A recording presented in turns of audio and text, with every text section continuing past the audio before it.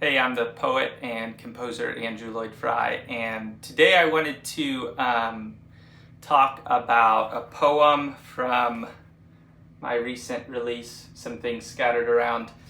So I just wanted to talk about some of the context of what was happening in my life when I wrote the poem, and some of the symbolism behind some of the themes that run through the poem.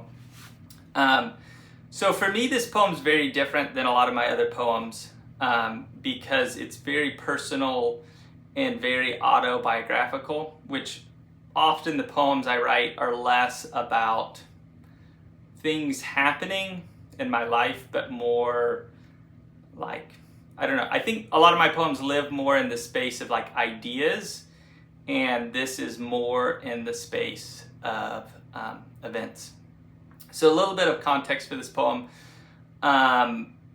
There was a relationship issue that was really, really hard, and really, really painful and really, really long. And it was something where it's just like it wasn't getting better, and it was going on for years, and there was conversations, and it wasn't improving. And this poem takes place in a night where that problem is coming back, and it's just coming back to the forefront of my life, and it's this awareness, this problem is not going away, it's always been here. I'm frustrated by that. So it opens up with, it was happening again, cycling back around like it always had for years, like going back in time, like time stopped. So there's this, throughout the whole poem, there's this idea of time, and feeling like time is not moving. Later it talks about time on a treadmill, and the end is talking about time exploding.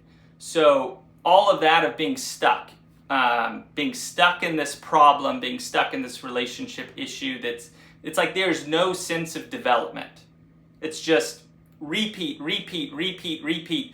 and this really like unpleasant sense of being stuck in this place you don't want to be.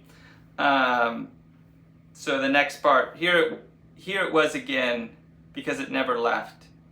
It was coming back like the weeds that get pulled by the stems, like a weed with roots that are safe and strong, roots that never leave and come back again. So there's this idea of like this problem is not always in my face. But I do a lot of gardening, and if you like pulling weeds, and if you're not getting the root, it's like it's out of sight, but it's still there. And that was like very much what I felt with what was going on. So I'm going to jump ahead in the poem. So later, it goes to, and I had already seen this all before, the little demonic parade. I had already read their banners. Injustice will never leave you. Fear will protect you. Don't let hope be the deceiver. For me, those last lines are really important. And some of the realization is there's these deep embedded things that are these ideas that are in our subconscious that we wouldn't say, like fear is protecting me, thank you, fear. We wouldn't say injustice will never leave me. I mean, I wouldn't say that. Some people would. But this idea of these like subconscious things that are not ideas of life that we're believing. And interestingly, so it's kind of this like, I don't know, metaphor of this like parade, this demonic parade, which is like your problems being on display and like very humiliating. But reading their banners it's like bringing to light what I'm subconsciously believing. And when I see that, it's like, no, I don't want those things. Like, I don't want to be operating out of that place. So it's this interesting, like, I'm believing that, but now that it's exposed and it's rising above the subconscious level, it's actually like, oh, I'm not wanting that. I'm not wanting to be that person. So in this like experience, this is like a very specific night in this experience. In my heart, it was just like, I can't believe this is happening again. Like, I can't believe I'm like having to go through this pain again, and just this like frustration and anger and just like, yeah, all of that. And there was literally just this like idea that just like sunk down. And the idea was, am I willing to go through this for this relationship? Is this relationship worth my pain? And the answer is immediately yes, it is. And that moment is honestly a huge turning point in my life, where it's like, yes, I am willing to pay the cost if it means this pain for this relationship. There's an ancient proverb about a man who finds a buried treasure in a field, and no one knows about it. He's the only one that knows about it.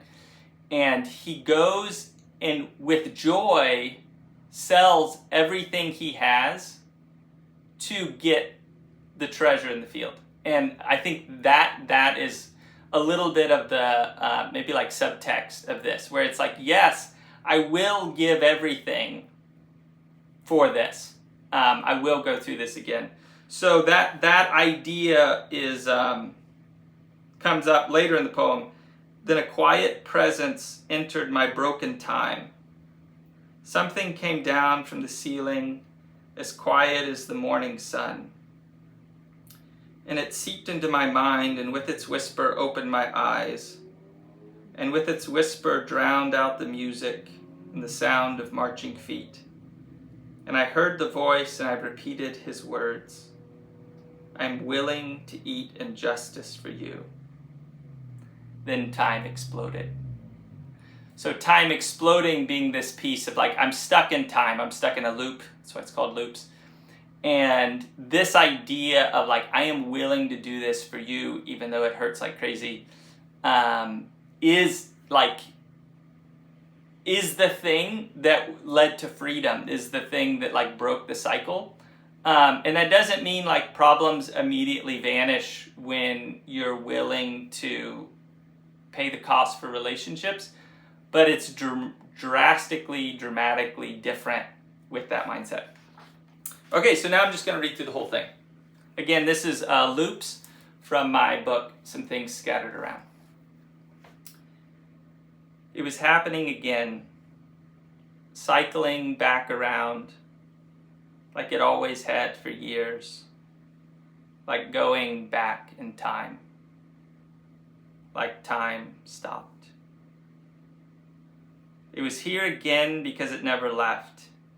It was coming back like the weeds that get pulled by the stems, like a weed with roots that are safe and strong, roots that never leave and come back again. It came back and began a parade. It started marching around the living room. It marched around the kitchen. It made a circle, cycling again and again, and I had already seen this all before. The little demonic parade. I had already read their banners. Injustice will never leave you. Fear will protect you. Don't let hope be the deceiver. I had already heard the band play their squealing music. And again, time was not moving, just running and running, running on nothing but a treadmill. Then a quiet presence entered my broken time.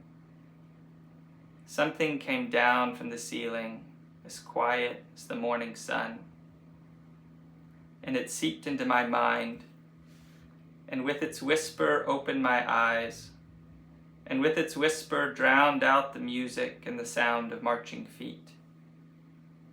I heard the voice, and I repeated his words. I am willing to eat injustice for you. Then time exploded.